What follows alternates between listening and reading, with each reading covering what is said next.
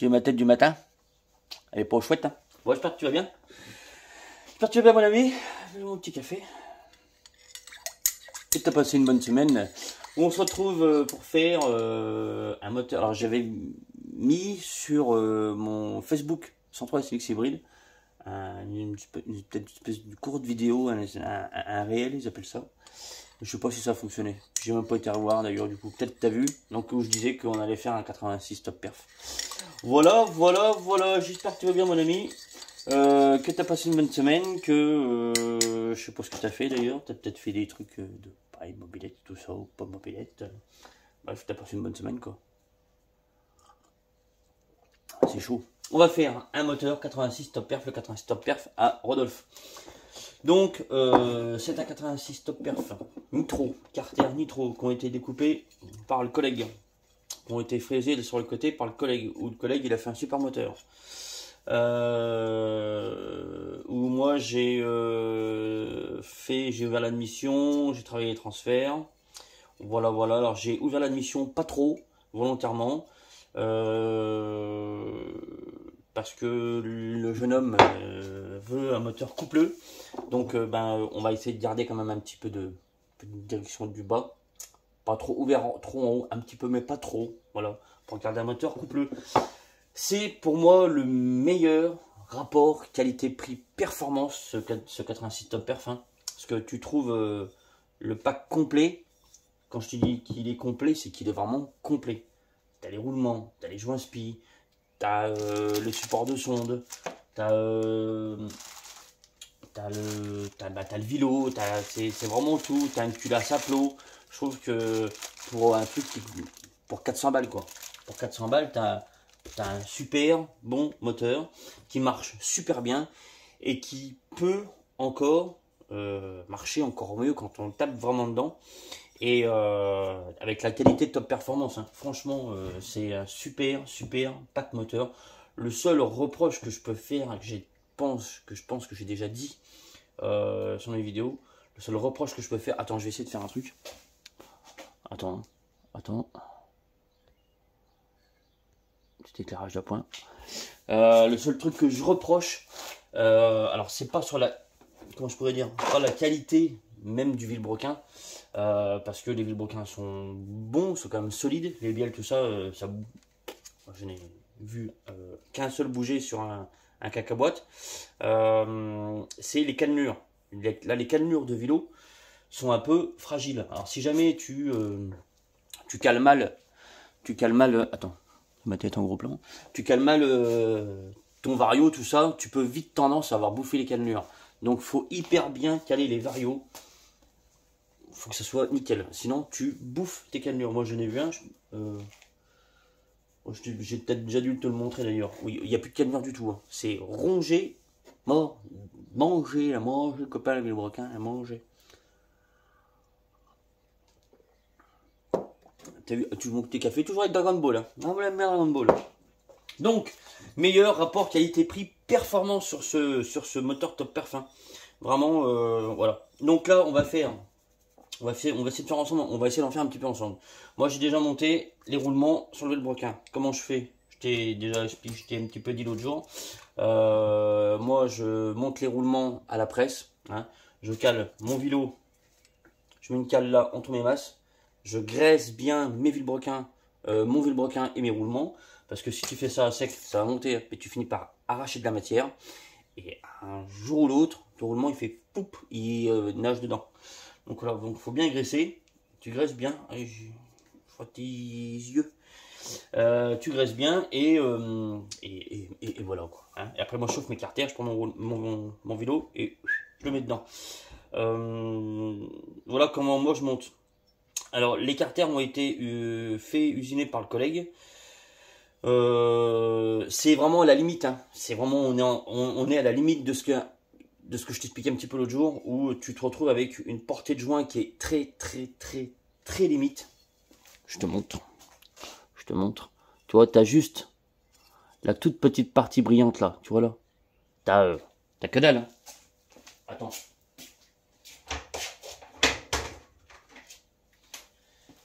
T'as que dalle, hein. T'as, je pense, 2,5 mm de portée de joint, quoi. ben, c'est ça, 2,23 de portée de joint. Donc, tu n'as vraiment pas grand chose. Donc là, on est vraiment à la limite. Alors, c'est pour choper des carters qui sont plus étanches. Voilà. Bon, alors, ceux-là, il n'y a pas de trou. Il n'y a pas de trou Ah, si, là, bah, là c'est raté. Là, autant je te dirais, celui-là, il n'y a pas de trou. Sur celui-là, c'est une vraie fourmilière, tu vois. Ah, je vais te montrer. Tu vois tous les trous là. Tous les trous de porosité. Voilà. C'est pour ça que faire des gros moteurs sur les carters nitro sans retomber là, ici, et remettre une cale intercarter, eh ben, c'est source en lui. C'est vraiment source en lui. Donc j'espère que là, ben, le collègue il n'aura pas de problème d'étanchéité. Sur l'extérieur, il n'y en a visiblement pas trop. Parce que tu vois, on découpe là, on fraise, on fait l'alésage pour le vilebrequin, pour les jupes. En plus là, nous derrière, on coupe. Donc là, on va créer vraiment, on va aller chercher quelque part tous les petits trous de porosité. Et ben, puis c'est source en merde. Ouais, c'est source en merde. Le mieux, c'est voilà, de foutre une cale intercarter. Alors, tu vas pas supprimer le fait d'aléser, là je suis d'accord. Mais là, d'avoir une faible épaisseur, une faible largeur pour me faire ton joint, et plus ça, bah, c'est mort quoi. Ouais, c'est mort. Donc je préconise les cales quand même intercarter, voilà, pour limiter au plus possible les pertes d'étanchéité quoi. Donc voilà, donc nous ce qu'on va faire, on va monter le vilebrequin dedans. Moi j'ai déjà usiné les carters. J'ai fait le passage là ici, j'ai fait les transferts, blablabla, et blablabla, blablabla, blablabla. Et voilà ce que, voilà. Ah, je me suis perdu tout seul là, t'as vu? On va faire ça, on va monter le vilebrequin dedans, on va prendre les diags, correct, on va prendre le squish, le rapport volumétrique. Et après, moi je rebosserai dans le cylindre, mais ça sera dans une autre vidéo. On verra aussi ce qu'on va faire dedans. Je crois que l'autre jour comme ça j'ai pris vite fait, hein. J'ai mis l'huile broquin dans un demi-carter, j'ai mis le cylindre, j'ai mis le piston, on était à 125, 190. On va vérifier avec les roulements dedans vraiment à combien on est. Ça sera un petit peu différent parce que les faux roulements te donnent toujours un petit jeu, un petit truc. Et on n'est jamais bien exact.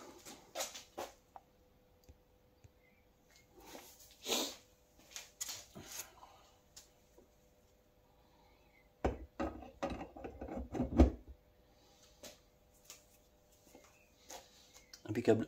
T'as vu? Un brodo de la cantine. Petite cale. Impeccable. Donc déjà, celui-là, il est dedans. Ce qu'on va faire, mettre un petit peu de pâte à jointe partout. Hein, on va chauffer notre carter et puis on va le mettre dedans. Et puis on va fermer. Puis après on va centrer tout ça.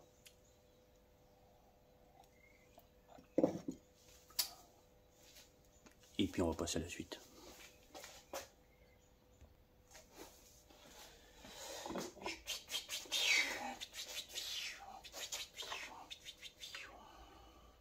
Les petits pions.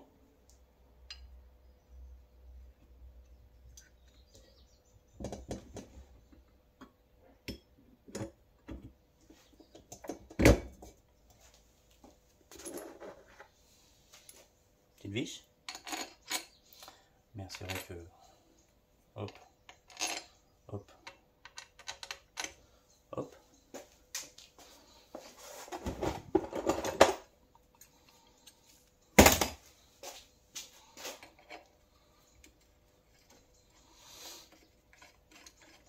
Alors si jamais tu montes un moteur comme ça, il faut jamais, alors il faut toujours coller, ah putain, il faut toujours coller les boujons, hein. Jamais, hop là, jamais ne pas coller les boujons, c'est important de coller les boujons. Et attends. Excuse, il y a une vis que j'avais pas préparée pour fermer les carters. Et du coup, je l'ai vite préparée pour pouvoir fermer. Donc, là, moi, je viens de mettre dans toutes les vis de carter, de serrer les vis. Et maintenant, je vais centrer le vilebrequin. Et je vais te dire qu'il est, centré. Et tu vois, regarde. Il bouge tout seul, nickel. Pardon, je vais juste mettre un tout petit coup là.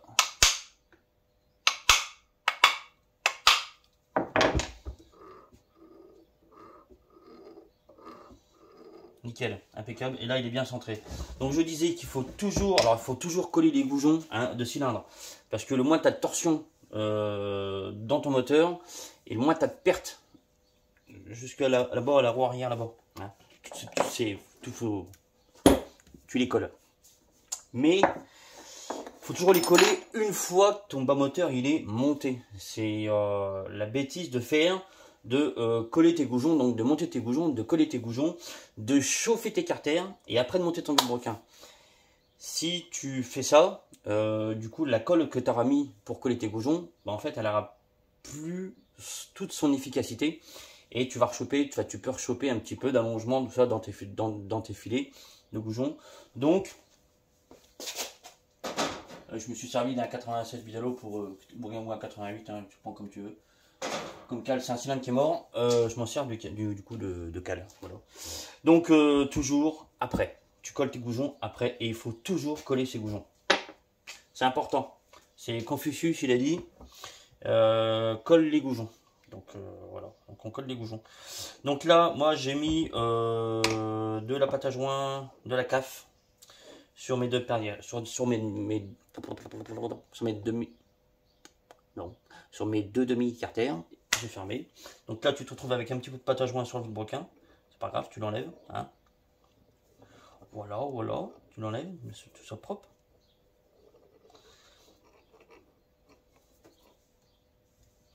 Tu vois, ça tourne très librement. C'est impeccable.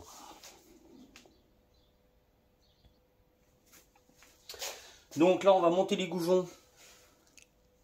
Là, je me suis brossé les dents ce matin. Comme tous les matins. J'en dis de la merde. Hein. Pour monter tes goujons, pour les serrer, tu prends pas une pince et tu fais pas... tu vas niquer ton goujon. Ce que tu fais, c'est que tu prends deux écrous. D'accord, deux écrous en M7 que tu serres l'un contre l'autre. Tu serres, boum, sans non plus aller tu as les filetages. Hein. Alors, ce qu'il ne faut pas faire, c'est mettre ton frein filet sur ton filetage. Parce que si tu mets ton frein filet sur ton filetage, quand tu vas mettre ton goujon dans ton filetage de trou de carter, ton produit va tout remonter. Donc ce qu'il faut faire, tu mets le frein filet dans le trou. Là tu le laisses descendre, tu verras ça va couler tout le long.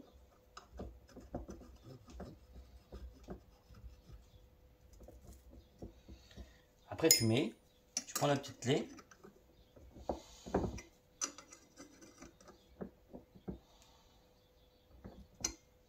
Après tu serres. Tu reprends la clé. Après tu desserres. Tu enlèves tes petits nécros. C'est comme ça, qu'est-ce qu'il faut que tu fasses. Et ça, c'est important.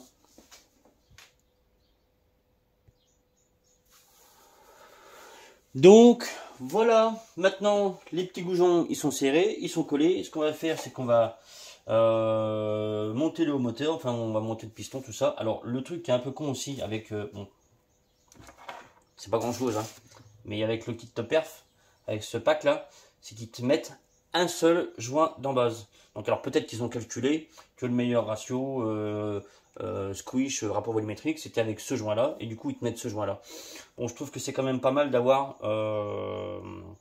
plusieurs joints d'embase de plusieurs épaisseurs. Là on a un joint qui fait, je vais te dire ça tout de suite, si je trouve, il est là, mon piacolis. Là on a un joint qui fait 0,54 étalonnage. Il fait 0,54, il fait 0,54, voilà, 0,54, 0,55, 0,54. Donc alors ils ont peut-être estimé que voilà, le meilleur ratio squish, rapport volumétrique, tout ça, c'est avec ce joint là. Mais c'est quand même pas mal de pouvoir jouer sur plusieurs joints d'embase pour pouvoir toi régler ton squish, ton rapport volumétrique. Parce que ben, forcément si tu montes ce moteur là avec un carbu de je sais pas, 24 par exemple, hein, pas le droit, hein. Et que il y en a un autre qui veut le monter avec un carbu de 34, ben forcément tu vas pas mettent le même rapport volumétrique, hein, et surtout s'il y en a un qui pèse 52 kg et l'autre 160, à 160 kg peut-être pas, mais 120 kg, bon bah forcément tu vas le tasser un peu moins si tu pèses 120 kg, tu vois ce que je veux dire. Et en plus si tu mets un carbut de 24 plus tu pèses 120 kg, tu ne le tasses pas de la même façon, hein. Il y a moins de chances que tu te prennes dans la tronche si tu mets un bon rapport volumétrique et tout ça. Donc c'est pas grave, des joints j'en ai d'avance. Puis s'il faut qu'on en refasse s'il faut qu'on fasse un joint plus ou moins épais, voilà, et ben on fera. Donc là on va monter cylindre, piston, voilà, et puis on va prendre on va prendre tout ça.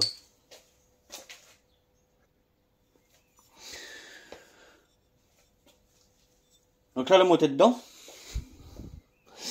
Donc là j'ai mis le piston c'est ça. Donc je vais te montrer vite fait quand même le cylindre, si jamais tu sais pas à quoi ressemble le 86 Top Air, je vais te le montrer. C'est un cylindre qui est assez simple d'architecture, qui est même super simple. Il a juste un échappement à barrette qui est plutôt sympa, qui mérite encore d'être travaillé.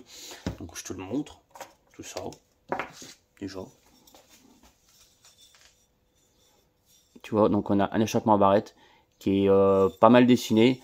Un échappement qui est un peu étroit. Bon, c'est vraiment un cylindre, alors qui fonctionne super bien, qui mérite par contre d'être rebossé sur pas mal d'endroits. Par contre, tu as quand même un truc qui est quand même assez qualitatif, hein. À l'intérieur, c'est propre. Bon, alors c'est pareil, hein, c'est une architecture qui est quand même très simpliste. Là, le coup de crayon, je m'amuse des fois, je fais des petits dessins, tu vois. Voilà, mais c'est un cylindre qui fonctionne super bien, vraiment super bien. Donc ce qu'on va faire là tout de suite, c'est qu'on va y mettre dedans. Là il n'y a pas le segment, hein.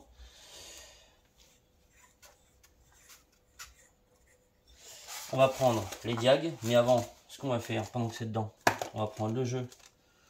Je coupe au segment. Je prends un cutter que ça sert à rien parce que le sachet est déjà ouvert. On va faire ça, on met le segment dedans, on est tout droit, je cale,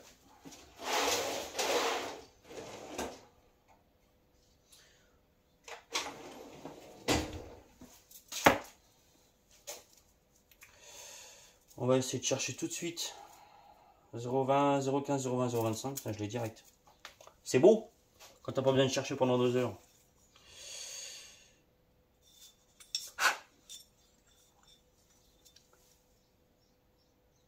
Ouais, on serait bien un peu serré, je pense.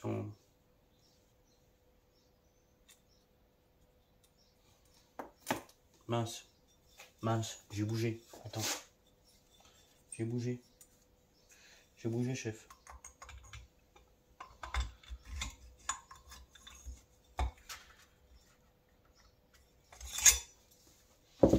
Donc mon 0,15.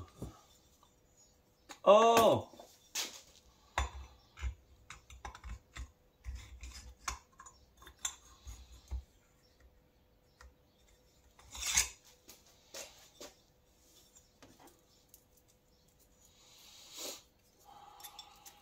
Qu'est-ce que tu fais de beau ce week-end? T'as la pluie chez toi? J'ai pris la lumière dans la tronche, du coup je vois plus rien.